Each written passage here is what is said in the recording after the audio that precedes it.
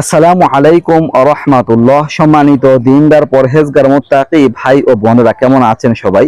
আশা করি আল্লাহর অশেষ মেহেরবানিতে প্রত্যেকে ভালো আছেন। বন্ধুরা, আজকের ভিডিওটিতে যে বিষয়টা আলোচনা করব, শবে কদরের রাতে আমল করলে তিনটা মহা পুরস্কার অর্জন হয়। সুবহানাল্লাহ। যদি আপনি শবে কদরের রাত্র পেয়ে যান আর শবে কদরের রাত্রে যদি আমল করতে পারেন, তাহলে এই তিনটা পুরস্কার লাভ করতে পারবেন। কি কি পুরস্কার আপনাদের জানা দরকার। প্রথমত হচ্ছে যে শবে কদর কোন তারিখ হয়। শবে কদর রমজানের শেষ দশকে রাত্রগুলো যে কোনো রাত্রে হতে পারে। 21 রাত্র হতে পারে, 23 রাত্র হতে পারে, 25 রাত্র হতে পারে, 27 রাত্র হতে পারে, 29 রাত্র হতে পারে।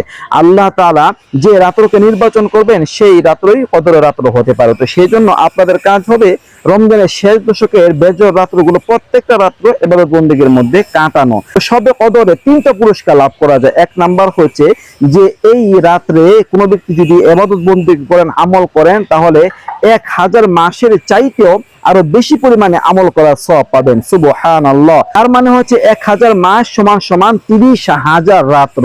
মানে 30,000 রাত্র ইবাদত করলে যে সওয়াব হবে তার চেয়ে বেশি সওয়াব শুধুমাত্র শবে কদরের রাত্র আমল করলে আপনি লাভ করতে পারবেন। বন্ধুরা, দ্বিতীয় নাম্বার হচ্ছে শবে কদর রাত্র যখন হয়, তখন জিবরাইল আমিন সহ ফেরেশতাদের একটা দল এই দুনিয়াতে নেমে আসে আর তারা প্রত্যেক ইবাদতকারী বান্দা বান্দীদের জন্য দোয়া করতে থাকে। যে ব্যক্তি রুকুর মধ্যে থাকে তার জন্য দোয়া করতে থাকে, যে ব্যক্তি সিজদায় বসে থাকে তার জন্য দোয়া করতে থাকে, যে ব্যক্তি বৈঠকে থাকে তার জন্য দোয়া করতে থাকে, জিকির আজকার কোরআন তেলাওয়াত যে আমলে লিপ্ত থাকবে তার জন্য দোয়া করতে থাকবে। এটা হচ্ছে তৃতীয় নাম্বার পুরস্কার, যে আপনি ফেরেশতাদের দোয়া পাবেন। তৃতীয় নাম্বার হচ্ছে হাদিসের মধ্যে আসছে, মান কামা লাইলাতুল কদরি ঈমানাও ওয়া ইহতিসাবা গুফিরা লাহু মা তাকদ্দামা মিন যামবি।